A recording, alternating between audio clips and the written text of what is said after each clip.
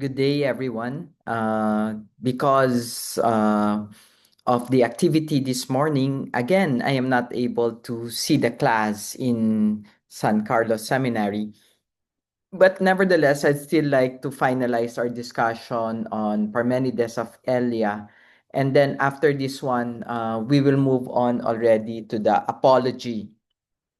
So let's look at Parmenides of Elia. So Parmenides of Elia, 5th century, normally near Naples or Napoli, made a radical break from earlier thinkers like Heraclitus, Anaximenes, or even Thales, who attempted to explain the world through change and substance, air, logos, water, aperon. In contrast, Parmenides, as we said, argues there is only one thing that is. There's only one thing that is to aeon, or what is. And that this what is does not change. With this very important insight of the what is, the to aeon, no? This one, what you see here, to aeon. Parmenides invents technically metaphysics as a discipline, asking what must reality be like if it is knowable at all. And this is something very interesting, no? The great question of um, metaphysics is one that we've heard that was articulated by Heidegger, but can be traced back even to Thomas Aquinas. Why is there something rather than nothing? Bakit meron, hindi kailanman wala, no? But what Parmenides also pushes forward is how, and we see this more clearly here, how he unites logic with ontology, thought, knowing, is possible only if being ani is secure. Thought is possible only when ani is secure. And here he establishes the reason, logos, as the only valid guide to truth over sense, over perception, or over tradition. And his most famous idea can be found, in fact, in B3. And we will see that in a bit.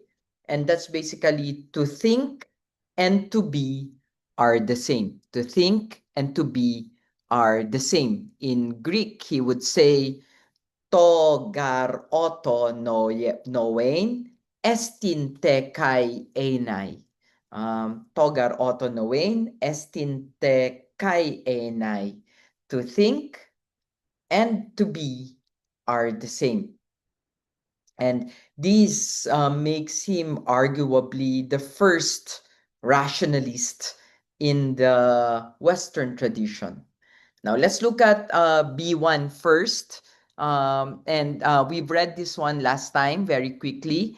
But here, no, the poet is taken in a chariot by divine beings along the road of aletheia, truth, and concealment, behind the gates guarded by dike, or justice. No?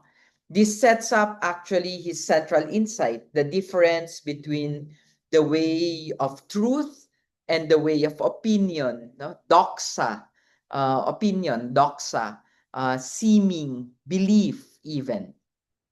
So here Parmenides doesn't offer cosmology or physics, but he questions whether change, motion, and plurality are even thinkable.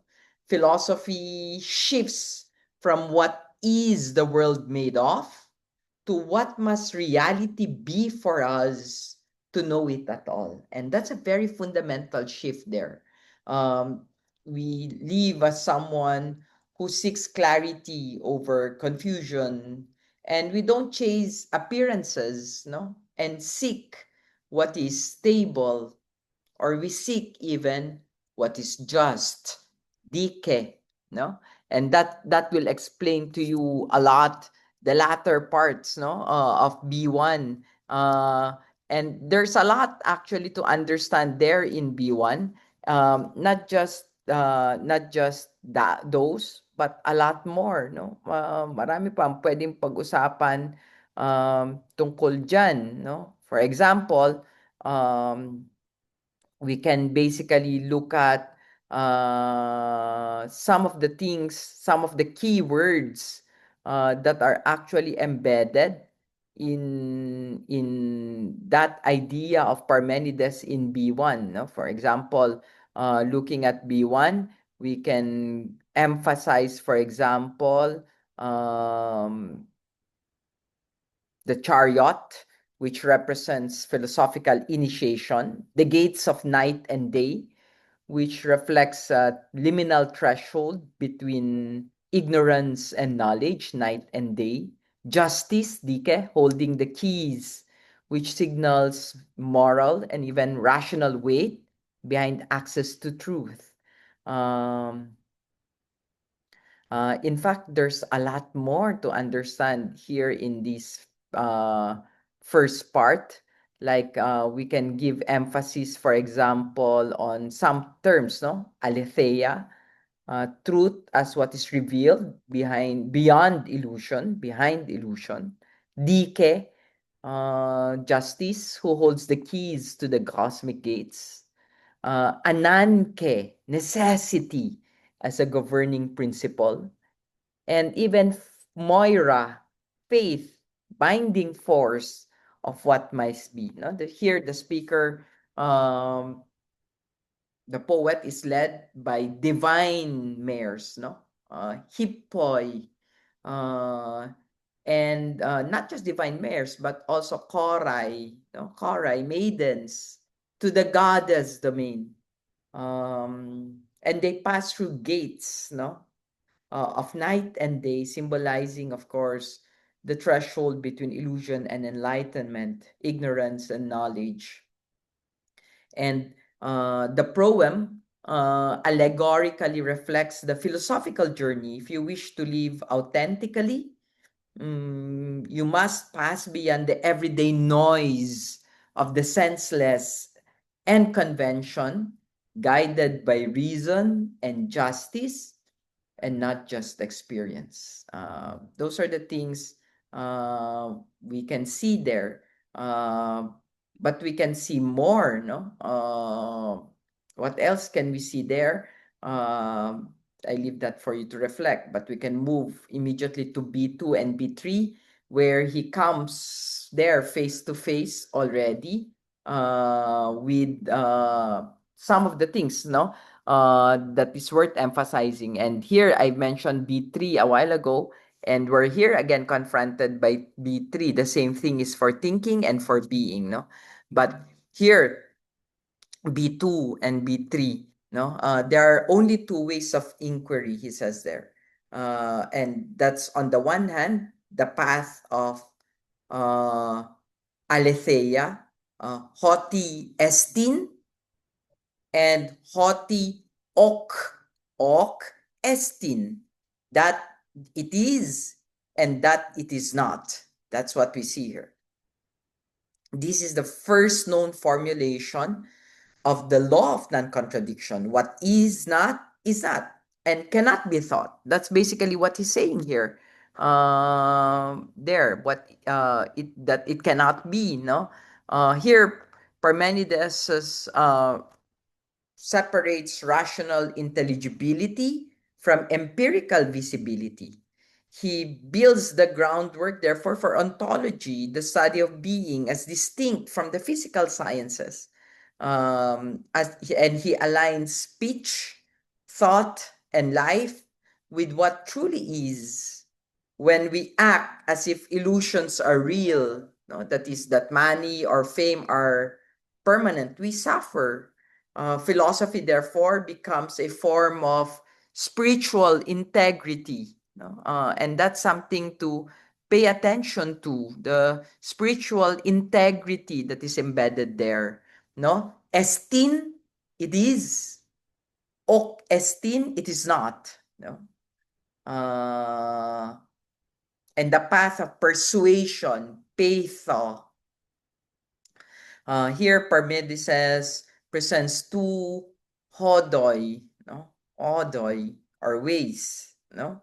That it is the only path accessible to reason, the only thing thinkable, and that it is not incoherent, therefore, because one cannot speak of or think of what is not, di ba? Kaya mo bang umisip ng isang bagay na hindi mo alam? Hindi.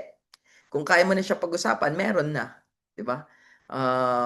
And that's something to pay attention to there, the two paths, the two hodoi, that it is and that it is not. Of course, that it is and that it is not, there's still more to that, no? What else can we draw from that understanding? The importance, of course, of for the same thing is thinking and for being. No? To be able to think about it is to be. This means, therefore, that on the one hand, the way of truth is that which is and must be. The other one, what is not, which is impossible to think or speak of. Kasi nga, hindi mo kayang isipin. So, wala. Hindi mo pwedeng isipin yung wala. Diba? Why is there something rather than nothing? Di ba? But also in B3, you would see very clearly what can be thought must exist, and what must exist must be thinkable, and that there is no thinking about what is not.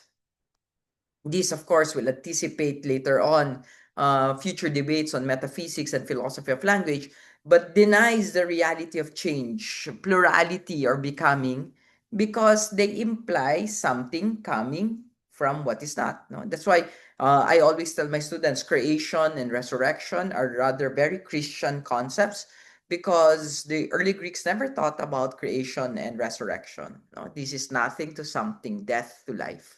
Just totally impossible, no? Totally unthinkable even for the Greeks. And that's why togar oto nouen estin te kai enai. No? Basically, thinking and being are the same. Togar oto nouen estin te kai enai. Thought can only grasp what is. No? Being, therefore, is what makes thought or thinking possible. This is very important. No? Eventually, this principle will influence Plato, even Descartes, Cogito Sum, and Heidegger. No? So be attentive to your thoughts. If you think something deeply, consistently, and honestly, ask yourself, does this reflect reality or just habit? Thinking clearly, therefore, is an ethical task. Let's move to B4. Actually, we can jump almost immediately to B8 because we focus only on the important ones. And then one story of a route is still left, that it is on this route, there are signs, very many. And of course, 8, here, Parmenides explains to aeon, what is, no? Ageneton, ungenerated. Sabi niya, it is ungenerated. Pay attention at the language there. Ungenerated, aganeton. Anolethron, imperishable. That's the description. Ageneton, alorethon, holon, whole, monon, single, atremes, unshaken, teteleismenon, complete. Those are the characteristic of the one. No? It's ungenerated, imperishable, whole, single, kind, unshaken, and complete. And it is He explains further there, like a well-rounded sphere, no? Sphaira eukykleios. No? Sphaira eukykleios. Symmetrical, uniform, perfect. No? Like a sphere, no? Equal on all sides. Uh, what is not allowed in being, therefore, is change. There's no becoming there, no perishing, no becoming, no division, no plurality, no change, no plurality, uh, movement, no motion, time, no past nor present, only the now. No? Here, of course, Parmenides denies the fundamental assumptions of common sense and natural science, that things change or move or are born or die, and he defines being as timeless, an idea later embraced, of course, by Plato's form and eventually also to be echoed in Christian metaphysics as the nature of God. Here we have to learn to distinguish between what seems to be and what truly is, and recognize how clinging to change, like status, identity, trends, leads to suffering. Stillness and constancy becomes the basis for wisdom, or the basis of wisdom along these lines. We can still look at these more deeply, of course, no? Before emphasizes basically, as you would see, no, these are passages that puts into question relying on the senses or even ordinary opinion, how mortals wander two-headed, no, confused because they accept contradictions that something can both be and not be, no, two-headed, no. I'll go back to the Greek terms in a bit, but in B4, we see that what is indivisible and ever present to the mind, even if it seems absent to the senses. Later on in B5, mahaba ba eh. Nag-B9 na siya agad. Pero may here even in B5, we will see something more, no? So B4 speaks about something. B4 speaks about what is indivisible. B5 is the notion of return.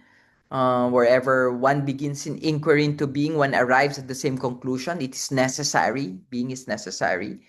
And B6 is a warning. The mortal path is characterized by contradiction and ignorance, and therefore the goddess steers the thinker away from it. If we look at more clearly some of the Greek terms that were used there in B4, 5, and 6, amathie, ignorance, is very important. Or double-minded, two-headed, people are double-headed, dignomoi, mortals, understood as dignomoi, mistake seeming for being, confusing the opposites. They let ethos, habit, customs lead the way. Ethos rather than logos. Ethos lang, rather than logos. In B6, he would say that we are deaf and blind, a dazed and mindless crowd. Grabe, no? Kung sa B3, you see there that our minds can truly grasp what does not exist in daily life. That means clarity, authenticity, coherence are only possible if we align our thoughts with what truly is. Therefore, illusions of control, of permanence, of self-deception cannot simply hold up under scrutiny. But here in B6, no, this is truly a warning against mental laziness and intellectual conformity, katamaran ng isip, and therefore avoids default thinking, social media driven opinion, or unexamined tradition. Here, cultivate the need to cultivate deep reflection, real news, and you can live, therefore, with intellectual integrity. No? In B7 and B8, we've been looking at it a while ago. I jumped a little bit because I started talking about ungenerated imperishable, but let's just go through it little by little. In B7 and B8, we see another clarification there. No, the doctrinal core of the way of truth is in B7 and B8. In B7, a caution not to trust the senses, experience, or habit, but to follow logos, not ethos. In B8, of course, that's the most extensive, as I was saying a while ago, and systematic presentation of being. That being is ungenerated, imperishable, it is whole, complete, motionless, homogeneous. It cannot be divided or changed. It's like a well-rounded sphere, equal in all directions. There, very clearly, Parmenides concludes that there is only one unchanging reality, and all appearances of change, motion, or diversity are illusory. What is not just something, it is everything. There is no other to contrast with it, no void, no becoming even. Some of the key terms there, to aeon, what is, no? Of course, we've already explained anolethron, indestructible, agenethon, ungenerated, homo, homoi, homo, ion, homogeneous, alike, same. Atarakon, unshaken, tranquil. There, as we emphasized again, being is uncreated and imperishable. It's just one continuous, indivisible, spherical. There is no void, no becoming, no change. Uh, the sphere metaphor, therefore, signals completeness, equilibrium, balance, and Parmenides asserts that nothing can arise because non-being cannot generate anything. These challenges, of course, are obsession with novelty, progress, and change. And Parmenides, at this instance, teaches a kind of radical acceptance. The world is one, and the key to serenity is recognizing the unchanging core of reality. This, of course, will anticipate stoic ataraxia or peace of mind from seeing what it is. Uh, let's go to the much longer reflection on the succeeding ones, succeeding lines. We go now to B9 to 19. No, these are rather short ones. I'll leave that for you to read, but let's look at B9 to 19. Sunod-sunod na yan, 14, 15, 16, 17, 18, 19, actually until the end already of the text, but let's look at B8 and B9. B8, B9 first. What are the things that you need to consider here in B9 onwards that are very important for you to pay attention to, no? Now, so as we were saying, having presented therefore Aletheia, the goddess turns to Doxa, a concession to human perception. Doxa, or the way of belief. So there are three paths technically. One path only, the way of truth. The way of nothingness cannot even be thought about. The very moment you think about it, it becomes. But there is a concession, which is the way of doxa, no? The way of perception. This is a cosmology grounded in apparent opposites: light and night, light and night, fire and darkness, male and female. So, wait a minute. I have to pause because it says my laptop will die in a bit. Just a minute, please. So apologies for that. Here, we were saying what you can see in B9 is how all things consist of mixtures of light and day, light and night, and that no thing is nothing. Hence, there's no such thing as a pure non-being. No. In B10, of course, you see a map of the celestial phenomena of the stars and moon, and how this is the path of doxa, huh? And all derived from mixtures of fundamental principles there. We can move to B12. B12 is actually this is just an account of generation. The goddess governing union resembles Ananke, resembles necessity, and Aphrodite, love. Ananke and Aphrodite, necessity and love, a powerful blend of force and even attraction. In B13, love as the first god recalls Hesiod, but in a very metaphysical framework even. We can look at some of the key terms there in B13. No? First of all, God, she devised Eros.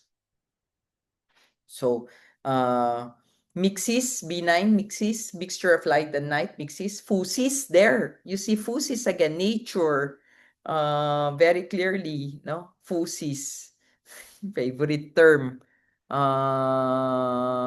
Phusis comes out again, no? Here, light and night, pabalik-balik yan. Nature, there, phusis, comes out again. Phusis, and love there. First of all, the gods, she contrived love there, love, eros.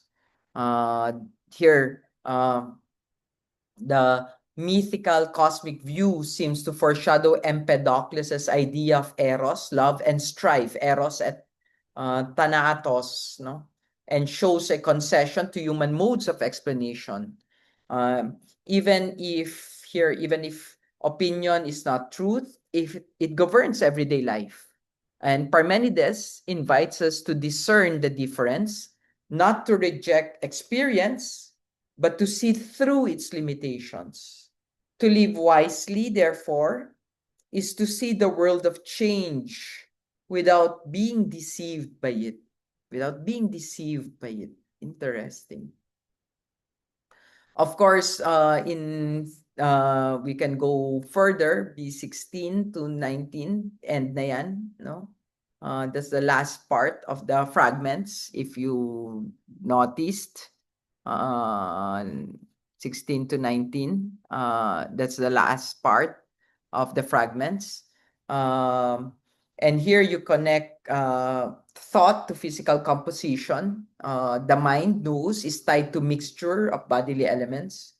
Here you see the balanced seed mixtures that determine sex in the womb. Here, self-knowledge, therefore, we can see requires bodily awareness. Our perception and judgments are influenced by our nature, not just abstract reasoning. And this is an early precursor to the ideas in neuroscience, and that it's a reminder that thinking is actually embodied, still embodied. No? So in B4 to 19, these fragments offers one, the celestial mechanics, B4 to B15, B14 to 15. B16 is mind and the body. Mind is dependent on physical mixture of limbs. B17 to 18 is actually on embryology and sex differentiation. It's a proto-scientific explanation rooted in balance.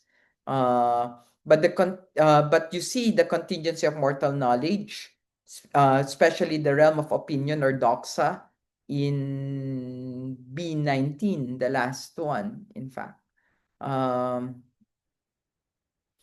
So what are the things that you need to pay attention here in Parmenides? You need to seek being, not becoming. So stop chasing illusions. understand what truly is and align your thoughts and actions with it. Cultivate noos, let reason, not convention or sense data, guide your judgment. Live with integrity and even clarity. That's how you cultivate noos. Doubt the senses. The world of change, birth, and death is not the whole story. That's why to live well, you have to recognize the veil of doxa, belief that colors our vision. And lastly, to find peace in the eternal. What is complete, whole, unshaken. And therefore, by contemplating this, we approach a kind of philosophical ataraxia, no? Peace, silence, quiet, even. The quiet that we long for, no?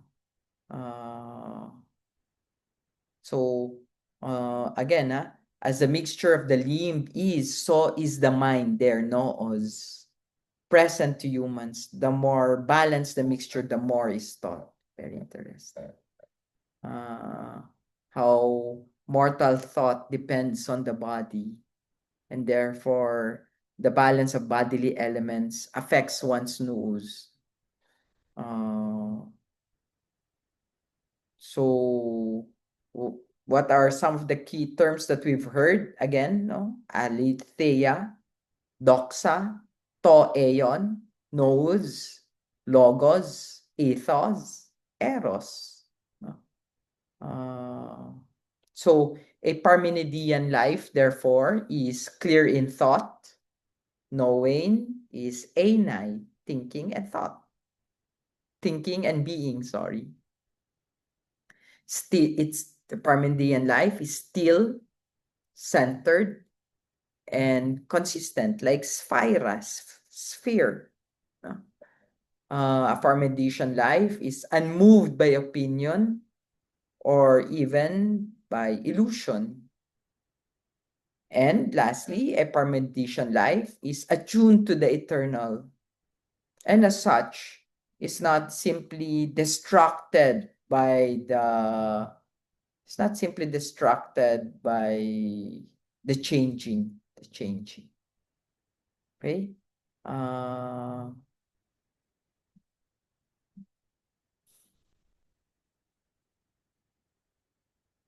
So think clearly, speak only what can be known. Don't be deceived by change, emotion, or noise. Find stability, unity, and integrity in a world of flux. And let the Logos guide your path. And let doxa pass like a shadow. Read Empedocles, Anaxagoras. I'll leave that to you. These are the pluralists. Even Democritus will look at them very quickly next meeting. But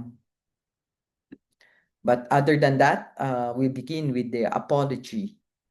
Thank you very much and have a good day, everyone.